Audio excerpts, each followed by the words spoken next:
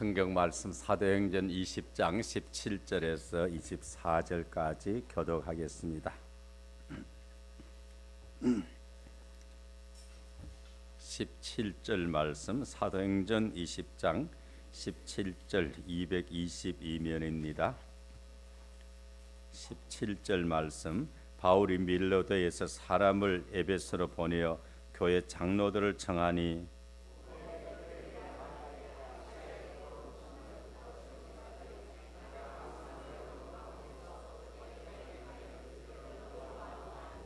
곧 모든 겸손과 눈물이며 유대인의 관계로 말미암아 당한 시험을 참고 주를 섬긴 것과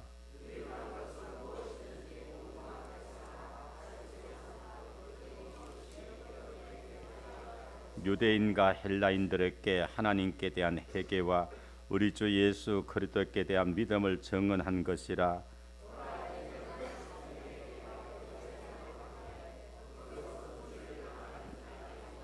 오직 성령이 각성해서 내게 증언하여 결박과 환난이 나를 기다린다 하시나 내가 달려갈 길과 주 예수께 받은 사명 곧 하나님의 은혜의 복음을 증언하신 일을 마치려 하면은 나의 생명조차 조금 더 귀한 것으로 여기지 아니하노라. 아멘. 예, 이제 우리 신윤섭 선교사님 아마 또 오늘 설교 들으면 언제 들을지 기약할 수 없는 그런 몸입니다. 그렇기에 마지막으로 할렐루야로 한번 크게 한번 내쳐주시기 바랍니다. 이제 나오시겠습니다. 예. 할렐루야. 할렐루야. 나오면은 언제 들어가십니까? 그 은사인데 지금 16일 날 티켓팅 해놨습니다. 그래서 한 2주간 좀 더 남은 확실히 모르겠고요. 비자가 나오면은 아마 그날은 들어갈 것 같습니다. 동영상 하나 좀 보고 이거 17년 전에 만드는 건데 제가 만들 줄 몰라가지고 부탁해서 만들었습니다. 본 사람도 있고 안 본 사람도 계시기 때문에 한번 보고 말씀 나누도록 하겠습니다.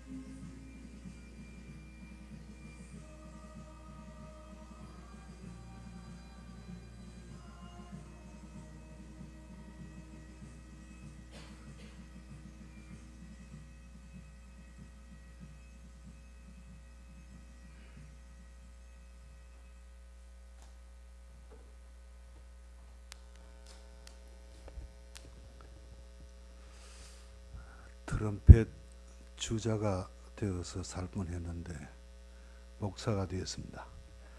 잠시 기도하겠습니다.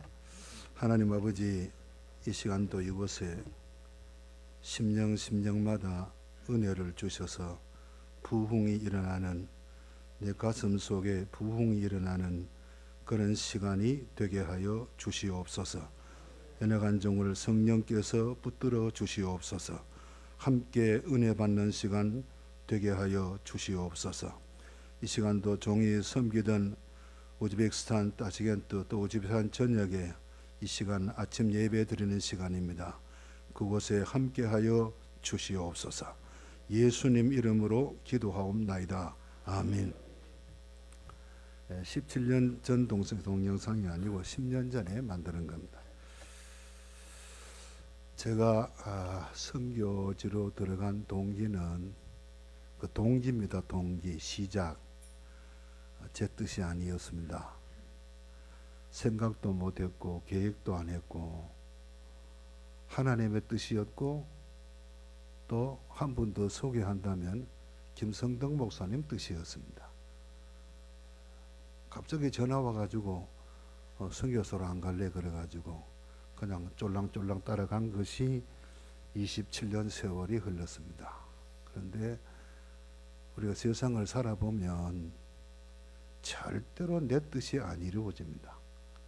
하나님의 뜻이 이루어집니다. 고집하지 말아야 됩니다. 결국은 하나님의 뜻이 이루어지시 내 뜻이 이루어지는 건 아닙니다.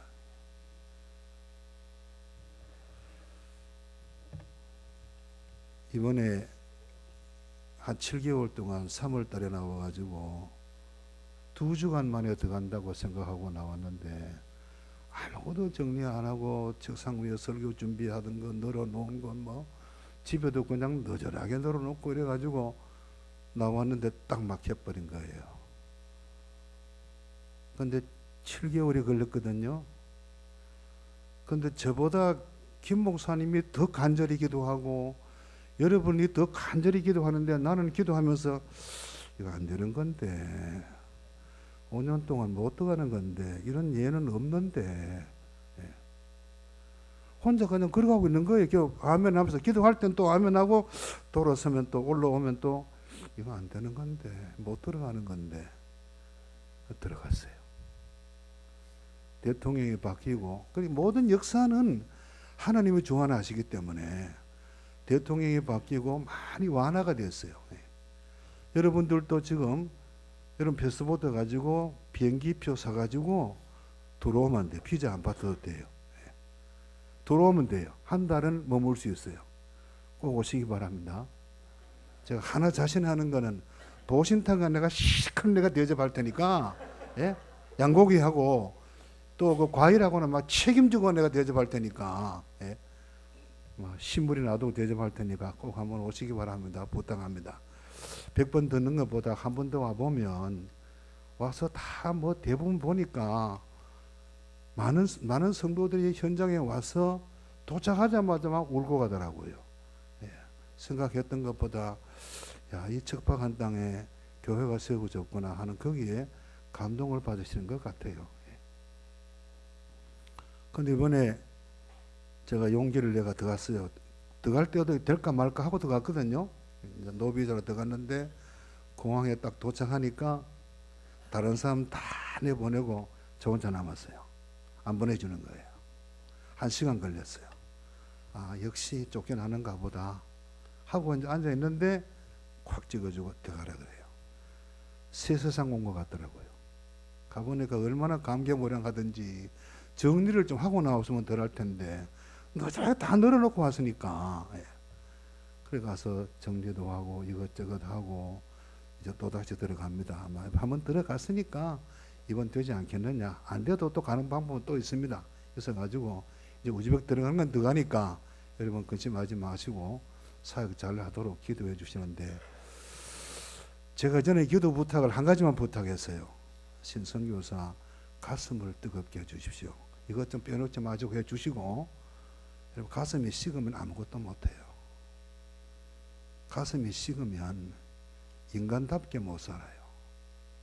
교인답게 못 살아요. 가슴이 뜨거워야 돼요. 가슴이 있어야 돼요. 이번엔 제가 세 가지 기도를 좀 부탁하겠습니다. 제가 이것만 잘 되면 선교 잘할 것 같아요.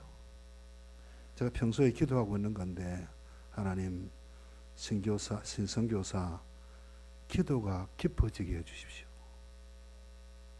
두 번째는 신선교사 회개가 깊어지게 해주십시오. 마지막으로 신선교사 말씀이 깊어지게 해주십시오. 세 가지 깊어지는 것. 요거 좀 기도 부탁드리겠습니다. 요것만 되면, 제가 좀 설교하겠습니다만은 회개 하나만 잘 돼도 우리의 가슴이 뜨거울 수가 있습니다. 그러려면 은혜 받아야 됩니다. 이 신구약 성경 가운데, 이 66권 가운데 은혜라는 단어를 빼버리면 성경은 성경될 수가 없어요. 은혜라는 단어가 있기 때문에 이 성경이 성경되는 거예요. 여러분, 은혜 받지 않고는 방법이 없어요. 특별히 우리 성도들은 은혜 안 받고는 방법이 없어요.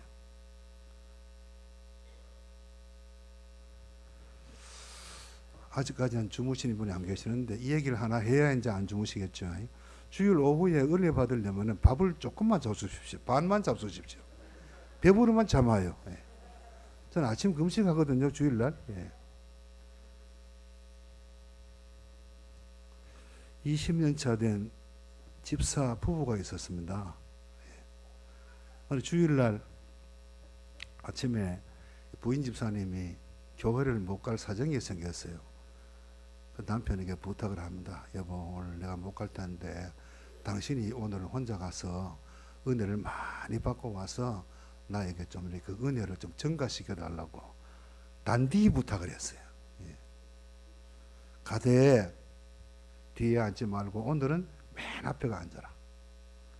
졸지 말고 꼭 은혜 받고 와가지고 나한테 좀 증가해 달라 사정한 거예요. 부인은 못 갔어요. 그날따라 남편이 순종을 하고 교회 가서 맨 앞에 가가지고 잠 안 자고 열심히 설교 들었어요. 그날 얼마나 많은 은혜를 받았던지 그 예배를 마치고 뭐 볼 보고 뭐 저녁 때가 됐는지 집에 돌아왔어요. 돌아와가지고 부인이 뭐 부엌에서 하는지 뭐 이렇게 이제 그 주방에 뭘 하고 있었던 모양인데 들어오자마자 이 남편이 부인을 물끄러미 쳐다보는데 갑자기 막 눈에 눈물이 주르르 흐르는 거예요. 저게 내한테 시집 와가지고 오늘까지 얼마나 고생했는가. 막 안쓰러운 거예요. 아, 키우느라 고생하고 어설픈 신랑 만나가 얼마나 고생했노 하고 막 가만히 있지를 못한 거예요. 그 슬그머니 뒤로 가서 안았어요. 여보 미안해 하고 안고 이제 막 그냥 이 감동이 무르익어가지고 이제 분위기가 참 은혜 분위기가 됐는데 부인이 결혼 후에 처음이거든요. 이런 스킨십은. 그 부인도 감동 받았죠. 남편 은혜 받고 왔으니까 감동 받고 왔으니까 도저히 못 견디겠는 게 목사님이 무슨 설교를 해가지고 우리 남편이 이렇게 은혜 받고 왔는가 생각하고 선물을 좋은 걸 사가지고 가 감사하잖아요. 남편 은혜 받았으니까 좋은 걸 사가지고 이제 목사님 찾아갔어요. 목사님, 우리 남편 은혜를 많이 받고 왔는데 우리 가정이 지금 다 은혜 분위기입니다. 도대체 주일날 무슨 설교를 했습니까? 설교 제목이 뭡니까? 목사님도 기분은 좋은데 거짓말 할 수는 없고 그날 설교 제목이 원수를 사랑하라.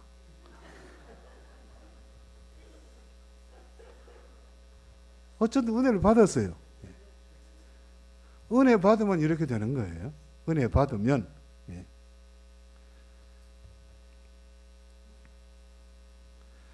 제가 이 본문을 택한 것은 평소에 제가 이 본문을 좋아하고 제가 또 희망하고 제가 소망하고 이 본문은 어느 교회든지 처음 가는 교회는 꼭 이 설교를 합니다.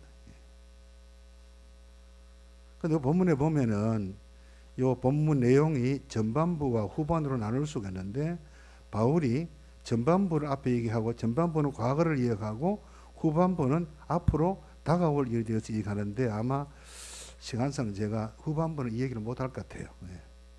뭐 시간이 되면은 또 괜찮고 눈치 봐가면서 좋은 사람이 적으면 막 넘어갈 거고.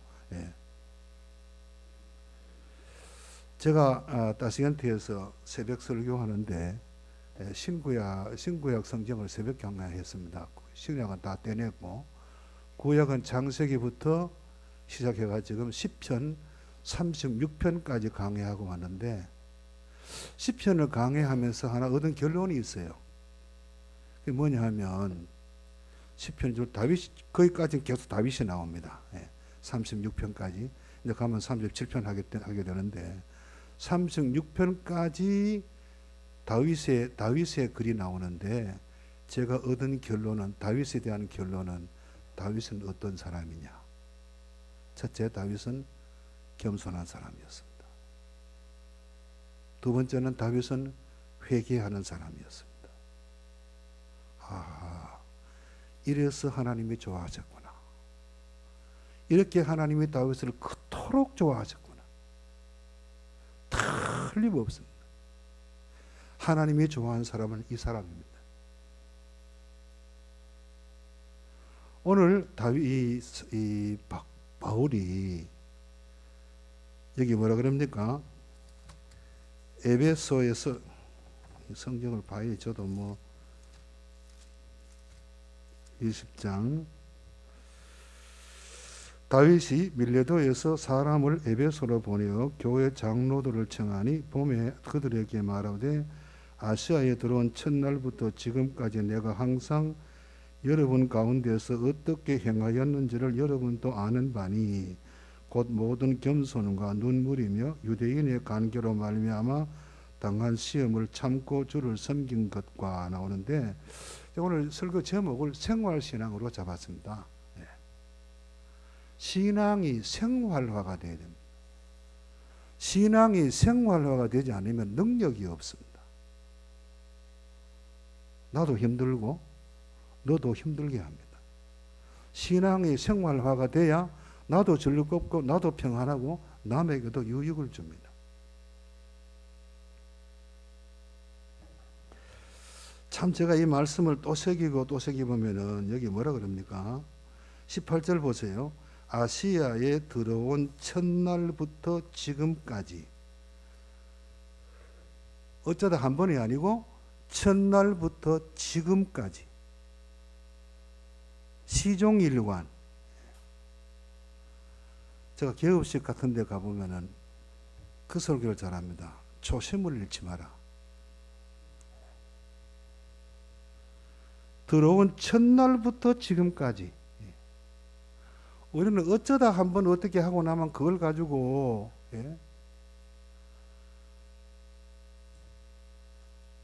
어떻게 이렇게 살 수 있었을까? 나도 바울처럼 이렇게 말할 수 있었으면 얼마나 좋을까? 이렇게 말할 수 있는 나라면 얼마나 좋을까? 들어온 첫날부터 지금까지 내가 어떻게 행하였는가를, 내가 어떻게 살았는가를, 어떻게 생활했는가를 뭐라 그럽니까? 너희들도 다 안다는 거예요. 봤다는 거예요. 나 혼자 하는 얘기 아니라 너희들이 다 봤다는 거예요. 이건 속일 수 없는 거예요. 진실을 말하는 거예요. 행한 바에 대한 진실을 말하는 거예요.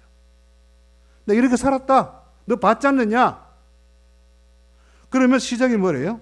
곧 모든 겸손과 들어온 첫날부터 지금까지 나는 겸손하게 살았다는 거예요. 이렇게 말할 수 있습니까? 여러분은 이렇게 말할 수 있습니까? 저는 못하겠어요. 성공적인 신앙입니다. 어떻게 이렇게 할 수 있을까? 첫날부터 지금까지.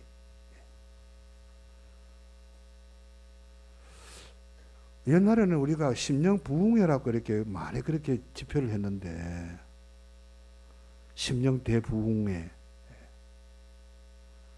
부흥은 두 가지입니다. 뒤에 나옵니다만은 겸손한 심령의 부흥이 일어납니다.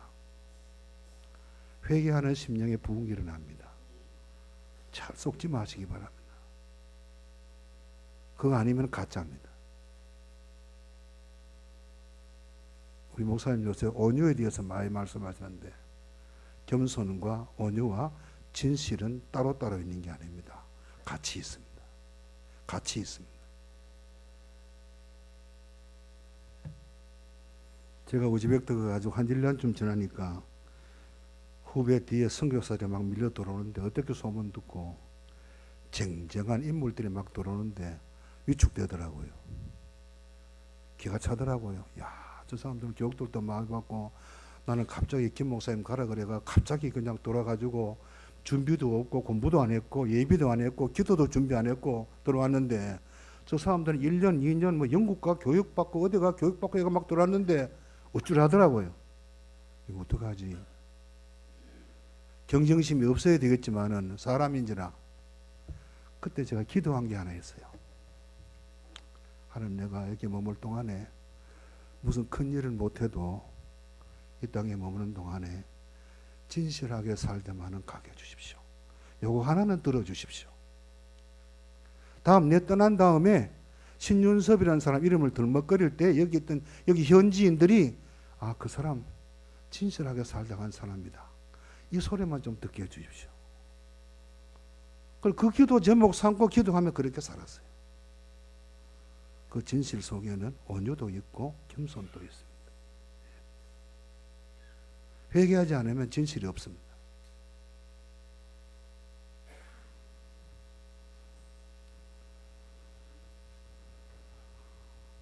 얘기도 하나 할게요.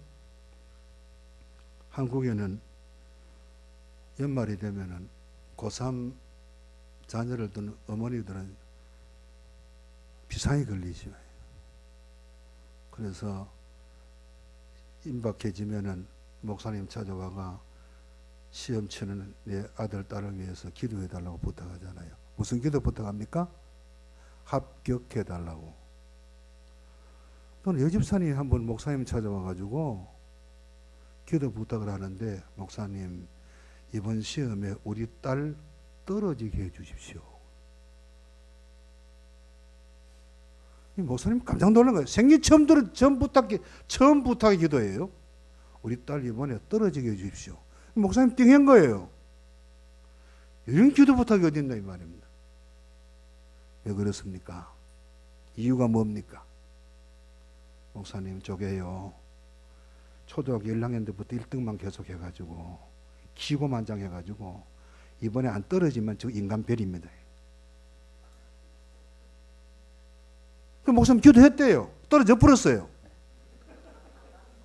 1년 동안 재수했어요. 인간 됐다는 거예요. 걔가 그거 한번 떨어지고 난 다음에 인간 됐다는 거예요. 여러분, 이 말이 단어가 쉬운 것 같지만 겸손해진다는 건 절대 쉬운 게 아니에요. 여러분이 만약에 저한테 선교사님 신앙생활 하면서 제일 어려운 게 뭡니까? 묻는다면 저는 서슴없이 이 단어 됩니다. 겸손하기가 제일 어렵습니다. 겸손만 된다면 여러분 삶에, 여러분 신앙에 아무 문제가 없습니다. 평안하지 못하는 것도 사실 알고 보면 교만이에요. 얼마나 많은 은혜를 받았는데 바울의 말처럼 나의 나 된 것은 다 주님의 은혜로 된 것이라고 했는데 오늘 아까 나중에 목사님 소개했잖아요. 끝이 월계관만 얻으면 어떻게 해요? 지나간 과거는 다 그게 필요해서 있었던 거예요. 오늘 내가 월계관을 얻었다면 지나간 과거의 모든 고난과 시련과 괴로움과 실지어 넘어지고 자빠진 것까지도 모든 것이 다 오늘을 위해서 있었던 거예요. 은혜로 받아들이는 거예요. 오늘 내 현실이 오늘 내가 당한 현실을 내가 은혜로 받아들일 수 있다면 여러분 지금 마음이 평안합니다. 은혜가 떨어지면 어떻게 돼요? 안 평안해요. 우리는 성도는 은혜 안 받고는 못 살아요. 하나님 은혜 아니면 못 살아요. 그 은혜가 뭐냐? 어떤 은혜 받고 싶습니까?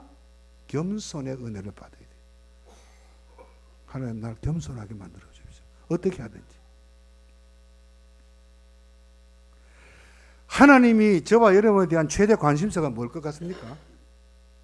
하나님이 바울에 대한 하나님의 최대 관심사가 무엇일 것 같습니까?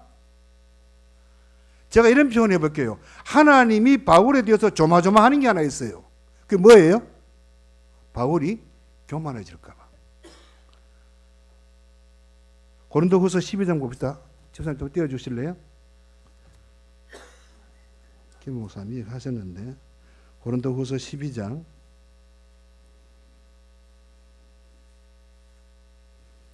7절부터 9절까지 떴습니까?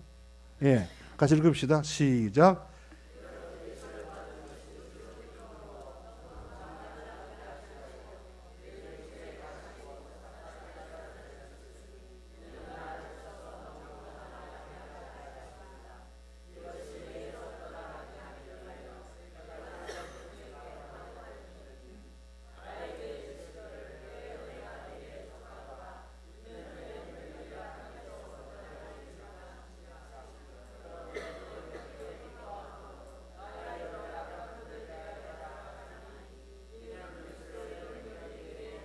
거기까지만 합시다. 지금 하나님이 바울을 향한 최대 관심사는 바울의 겸손입니다. 바울이 많은 능력을 받았거든요. 자만해질까 봐. 자만하면 어떻게 돼요? 성도가 하나님의 종이 자만해버리면 하나님의 일 망치니까.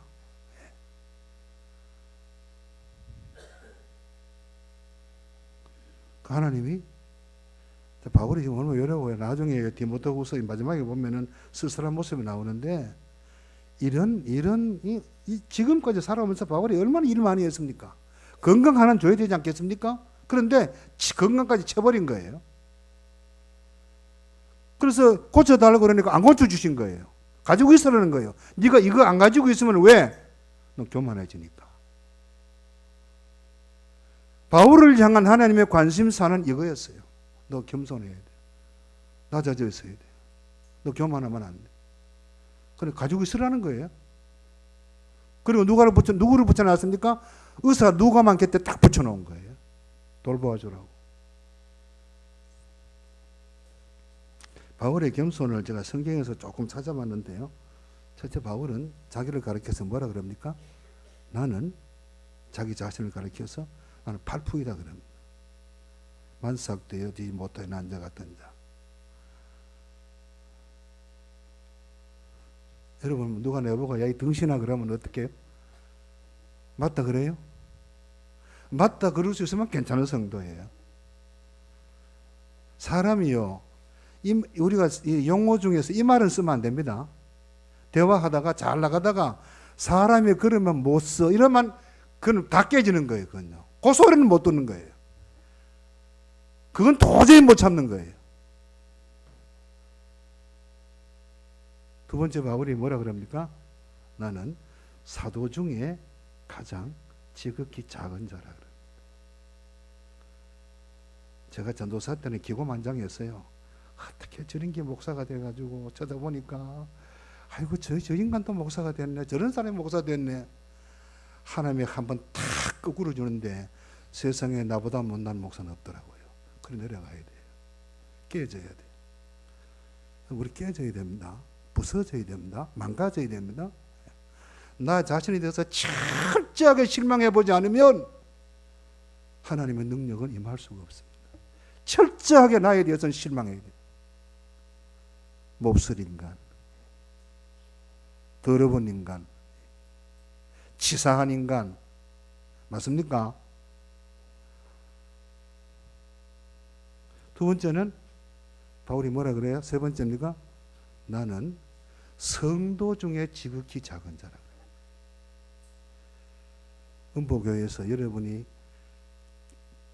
자리는 제일 작은 자리가 그 내 자리입니다. 그 자리에서 기도하시기 바랍니다. 반드시 응답받습니다. 이 교회에서 내가 제일 작은 자다. 그 자리에서 기도하면 응답받습니다. 그 자리에 떠나지 마시기 바랍니다. 내가 제일 작은 자다. 하나 더. 바울이 예수 금방 믿고 한 얘기 아닙니다. 나중에 많은 일을 하고 많은 경험을 하고 많은 사역을 하고 나중에 성화의 과정 막 뭐라 그럽니까? 예? 한참 올라갔을 때예요. 내가 죄인 중에 괴수라 그랬어요. 여기까지 가야 돼요. 이 겸손이에요. 내가 이 세상에서 가장 악한 죄인인데 왜 큰 소리 칠 수 있습니까? 설교하는 저도 마찬가지예요. 저한테 지금 설교하는 겁니다. 요즘 제가 저를 보고 탄식하는 게 안 했어요. 윤섭이 너 정말 참 한심하다. 이게 요새 제 탄식이에요. 너 정말 한심하다. 네 거라 저기 뭐냐? 탄식을 해요.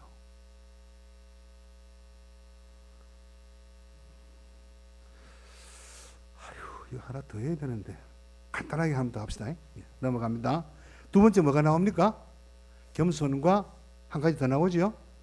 눈물이며 그랬죠. 자, 묻습니다. 여러분, 이거 눈물이 있습니까?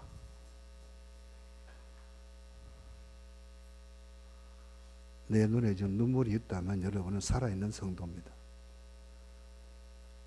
제가 지금 42년째인가 목회하고 있는데 지나온 날 이렇게 돌아보면은 하나님 앞에 제일 은혜스러울 때가 언제냐? 하나님 앞에 울 때였습니다. 그때가 제일 은혜스러웠습니다. 하나님 앞에 울 때, 내 눈에 눈물이 있을 때. 저희 어머니가 저한테 해준 일은 딱 하나밖에 없습니다. 하나님 앞에서 많이 우셨습니다. 울다가 가셨습니다. 그래서 오늘은 제가 했습니다. 행복한 자식은, 가장 행복한 자식은 나를 위해서 울어줄 수 있는 어머니와 아버지를 가진 자식이 가장 행복한 자식입니다. 앞으로 우리 미래, 우리 아이들 살아갈 세상 더 악해집니다. 지금보다 더 악해집니다. 예수님께서 예루살렘의 딸들을 보면서 나를 위해 울지 말고 너희와 너희 딸들을 위해서 울라 그랬잖아요.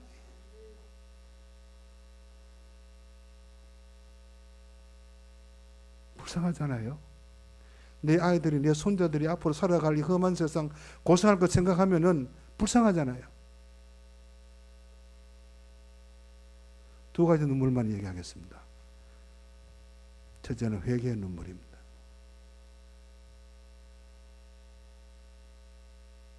회개의 눈물이 마르지 않아야 됩니다. 회개할 것 있는 성도는 괜찮습니다. 날마다 죄를 먹고 마시고 사는데 우리 회개할 것이 없어요. 하나님, 회개의 은사를 주십시오. 회개의 은혜를 주십시오. 회개하게 해주십시오. 내 눈에 눈물을 주십시오. 회개의 눈물을 주십시오. 회개의 눈물이 내 눈에 촉촉히 젖을 때 내 안에 위에서 내오는 평화가 충만하게 내 가슴을 적십니다.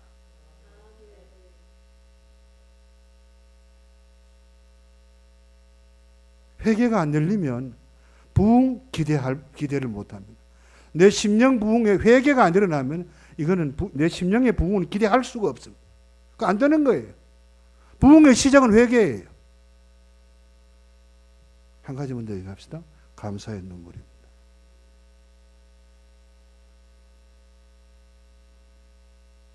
제가 한 며칠 동안 자꾸 불만이 일어나더라고요. 이것도 불만, 저것도 불만. 아, 여기 마귀가 하는구나. 마귀가 하는구나. 말부터 조심해야 되겠다. 감사하는 것이 하나도 없습니다. 바울의 고백입니다. 나의 나된 것은 주님의 은혜로 된 것이라. 네, 결론입니다. 이렇게 은혜를 받으면, 이런 은혜를 받으면, 제가 목요일날 새벽에 김 목사님이 빌립보 1장을 강해하셨습니다. 그래서 제가 그날 아침에 저한테 탁 부딪히는 말씀이 하나가 1장 28절 좀 떼어주실래요? 예, 같이 읽읍시다. 무슨 일이든지 이거 아닌데 잠깐만 1장 24절